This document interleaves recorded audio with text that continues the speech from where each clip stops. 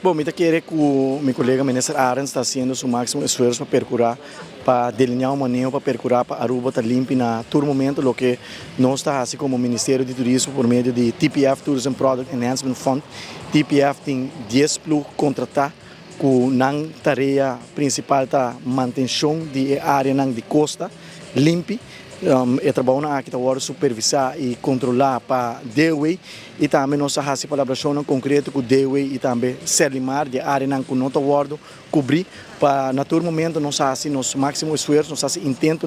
para percurar para Aruba estar limpa para nós mesmos. Essa é instante de nós como governo para nós ter país limpo para nós próprios cidadãos, mas naturalmente para nós turistas para sobreviver país sujo é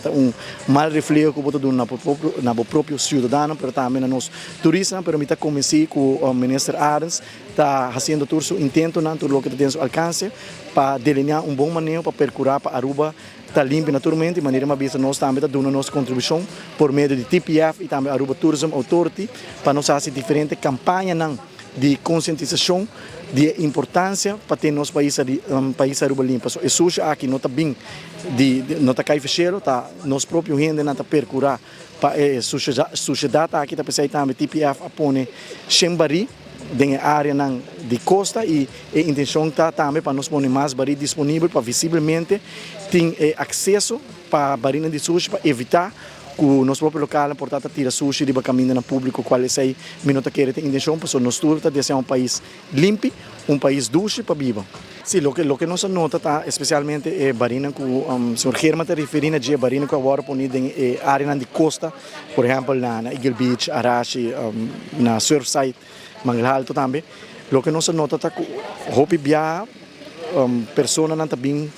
com sushi for de casa e não está lá na sushi banda de barina aqui. Então, eigenlijk a intenção de barina de sushi aqui está para ensinar que se uso de área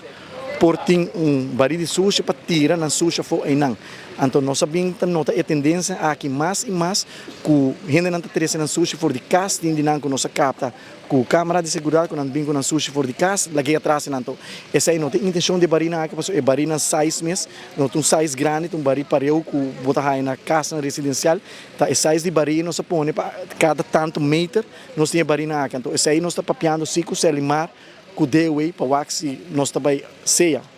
aumentar a size de barina ou pôr mais baril para e não tem intenção tampouco para a gente ter sushi fora de casa esse aí tem um outro modelo para decidir sushi mas nós nota sim que esse aí está causando e está virando problema com o Ministério de Solução.